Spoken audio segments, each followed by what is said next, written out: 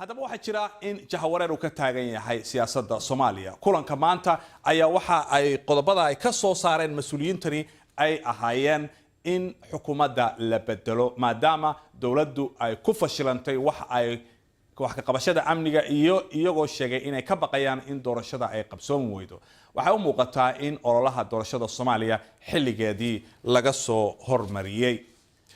shirkan haddaba waxa uu daba socdaa kulan ay madaxda maamul goboleedyada Jubbaland, Puntland iyo Galmudug ay Nairobi kula yeesheen xubno ka tirsan beesha caalamka waxaana ay ka cabanayeen in dawladda dhexe ay si joogto ah ugu hayso faragelin siyaasadeed waxaana ay hore u sheegeen in dawladdu aanay fulin ballamo hore ay ula gashay oo ay ka mid ahaayeen in la xoojiyo nidaamka federaaleynta siyaasad ahaan iyo marka la eego dhaqaale ahaan iyo in la mideeyo qorshaha qaran ee la xiriira qaybsiga mashaariicda iyo dhaqaalaha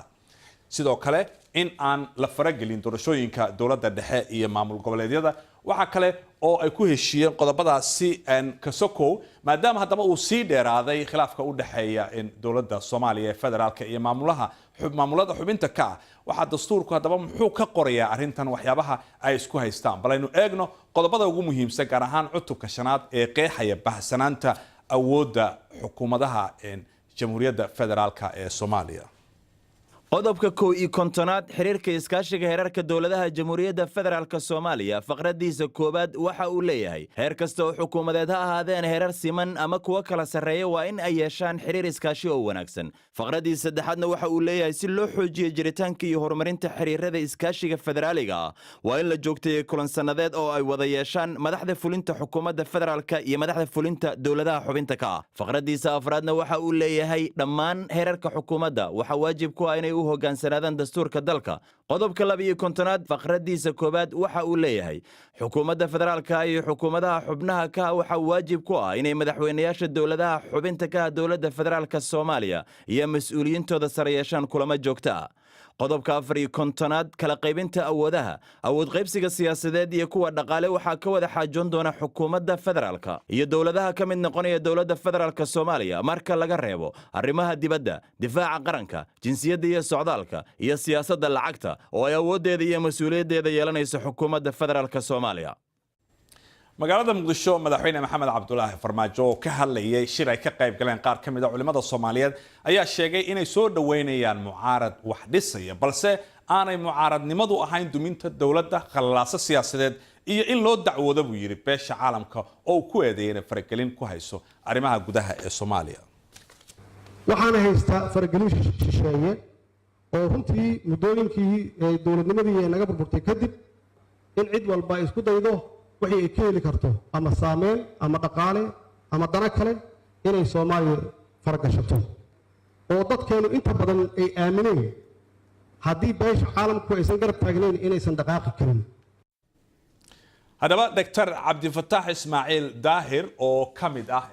mas'uuliyiinta xildhibaanada ka qayb galay shirkaasi ayaa hadda si toos khadka Nairobi ugu jira Cabdifataax go'aankaasi dawladda hal la bedelo leeyahay ma ku raacsanta adigu dabcan dawladda anagu waxaan qabnaa inay gabtay xilkii loo igbaday 2 sanana waa waqti lagu cadeyn karo in dawladdu xilkeedii gudatay inay gabtay meeshii markii xukunka loo dhiibay ay taagneed hadda meel aad ugu hooseysa shay kasta uu taagan yahay amnigu ku jiro waxyaalaha aan xaqiiqada ku dhisnayn loo sheegay beesha caalamka iyo ummadda Soomaaliyeedba ee ah dhaqaalaha kordhay iyo waxyaalahaasina wax sal iyo raad toona le maaha wax dad khubari intay fadhiisteen ay soo xaqiijiyeen maaha marka maadaama ummaddu waxay u igmatay xukuumaddan hadda jirta ay ku fashilmeen waxaan u maleynayaa inay waajib tahay in laga dalbado inay iscasilaan si loogu bedelo dad kale waan gartay Cabdi Fataax waxaad ka hadashay in anagana lagu bedelo anagu waxaan hadda anigu kama qayb maalan oo kale aniga hadii la offer gareeyo kama qayb galeen waan gartay waan ku fahmay Cabdi Fataax dad badan oo kale Soomaaliyeed baa jira oo ka qayb gali kara Cabdi Fataax oo raalli ah xilgabaad marka soo hadal qaaday tiina haddaan eegno baarlamaanka Soomaaliya muddo hadda 3 sano ayaad hawshan ku jirteen oo dawladda ilaa haddana wax rasmi ah xitaa in xeerkaasi amaba dastuurka qabyada oo aad wax ka bedesheen ma jiraan horta xukuumaddu waxay go'aan ku gaadhay inay baarlamaanka ku mashquuliso sharciyadoodu aad u hooseyso oo sharci kasta oo ay meesha keenaan kuwii macnaha lahaaya ay keeneen qaarkood waa loo dhaafiyey qaarkoodna dee waxay ku dhaafiyeen sifa aan sharci ahayn oo ay ka mid tahay inay waxyaalo aan munaasab ahayn oo ay ku jirto lacag ay ku bixiyaan inuu dhaafo baarlamaanka baarlamaanku sharciyada micnaha aan lahayn sheegayso sharciyada micnaha aan lahayn adu baas gareysana sheegayso micnaha aan lahayn sharciyada micnaha aan lahayn waa 30 sharci waa ka badan yihiin oo mid kaliya aan inta NGO la siiyay mid kaliya aanu tayadii sharci lagu tilmaami lahaa aanu dhameystirin mid kaliya aanu ahayn sharci cusub ee dhamaantood ay yihiin sharciyo kale oo Soomaaliya hore u yaalay ay jiraan oo kaliya ay ahayd in amendment lagu sameeyo يعني nimankan waxay rabaan dawladnimada inay ka soo bilaabaan sagxadda dawladnimada sagxadda lagama soo bilaabay dawladnimada in 50 sano soo jirtay sharciyadii hore soo jiray wixii amendment u baahan u baahayd in wax laga bedelo oo la casriyeeyo ma aha cabdi fatax maxaynu ku bedelnaa marka waayahay ilaa shirarkan mandaleyska ah mar walba aad qabanaysaan waa lagu daalay maxaad soo jeedinaysaan oo lagu bedelayaa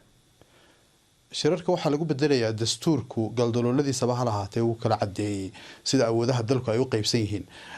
hay'adda baarlamaanka awoodaheeda waxa kamid ah inay korjoogtayso xukuumadda oo wixii ka qaldan ay u tilmaanto waxa kamid ah inay dadka matasho oo codka ummadda ay baarlamaanku matalo in la gaarsiiyo xukuumadda waxa kamid ah in shuruucda la sameeyo inta sharciyo macna la horkeeno baarlamaanka si fiican looga shaqeeyo oo ay noqdaan sharciyo hadii doonaan ha yaraadaan laakiin tiyadoodu sareyso marka taana waxa ku haya aan dhameystiro waxa dhibaato ku haya xukuumadda baarlamaanku ka shaqeyn kari laayay faragelin joogta ah bay ku haysaa oo baarlamaanku shaqadiisa ka gudan kari laayay korjoogteynta maxaa kamid ah dad noo sheegto maxaa kamid ah faragelinta waxa kamid ah midalan oo kale ma jirin hore Soomaaliya oo gamay dhicin prime minister 2 sanadood shaqeynayay oo baarlamaanka mar kaliya aan hor iman intaas oo jeer baa laga dalbaday inuu baarlamaanka hor yimaado hadda wadnaa mooshin kale oo ah inuu baarlamaanka hor yimaado uu sharaxo ballanqaadyadii ummadda horteeda oo halka ka sheegay 2 sano ka hor waxay ahayd inuu bil kasta intuu noo yimaado uu naga update gareeyo yiraahdo halkaas ay wax marayaan haddana wuxuu ku bixiyaa juhdiga ugu badan in aanu baarlamaanka hor iman marka horta baarlamaanka isagoo hor yimaado aan la xisaabtanay cabdi fatax hadda waxaad igala hadlaystaa studio-hayagii Nairobi adiga iyo mas'uuliyiintii kale Nairobi waad wada joogtaan marka shiraad ku qabateen Nairobi oo aad Muqdisho uga soo tagteen Soomaaliya arinteeda xal ma u yahay wax ma ka bedelay aad isleedahay marka dabcan inaan Muqdisho ka nimaadno waa caburinta iyo cadaadiska xukuumadda ay ku hayso hay'adihii kale ee saaxadda ula sameeyay kaliya maaha siyaasadda Soomaalida anaga iyo farmaajo kaliya maaha dad badan oo naga tayo badan oo naga karti badan oo naga aqoon badan banaanka taagan oo rabay inay wax bedelaan xasaarad baad leedahay kuwaasi waxa uu suura gali weyday aan dhameystirade su'aal badi weydiisay waxa uu suura gali weyday maanta halkan inaan shirka ku qabanno waxa sabab u ahaa dad wax tar weyn oo balaaran u leh ummadda Soomaaliyeed inay wax ku kordhiyaan ayaa nagula kulmi kari waayay xamar marka waxay noqotay inaan anagu dal shisheeye oo nimaadno eedeedana waxa qaadaya maxamed cabdullaahi farmaajo iyo ra'iisul wasaarihiisa xasan cali khayre oo suura gelin waayay xildhibaan aad baad u mahadsantahay cabdi fatax aad baan kaaga mahad celinaynaa waqtigaaga